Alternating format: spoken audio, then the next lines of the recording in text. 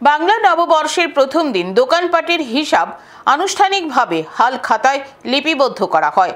বছরের প্রথম দিনে ব্যবসায়ীরা তাদের দেনা পাওনার হিসাব সমন্বয় করে হিসাবের নতুন খাতা খোলেন।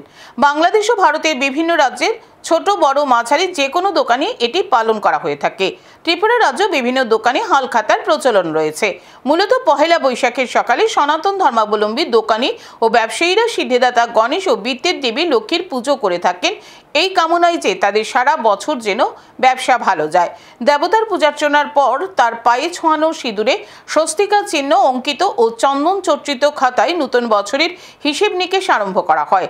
সেই মোতাবেক অন্যান্য বছরের ন্যায় এই বছরও বিভিন্ন দোকানে হালখাতা সাজিয়ে বসেছেন দোকানদাররা। ব্যবসায়ীরা আধুনিকতার ছোঁয়ায় হালখাতার চাহিদা আগের তুলনায় কিছুটা হ্রাস পেয়েছে। আগের ন্যায় হালখাতার ব্যবসা নেই বলেও জানান তিনি। হালখাতা মহরত যে এই সমাজ মানে এই ওটা এখনো আছে, কিন্তু কম্পিউটারের সাথে মানে লগে মানে যুদ্ধ করে কিন্তু এখন মানে ওই জিনিস সিস্টেমটা পিছিয়ে গেছে।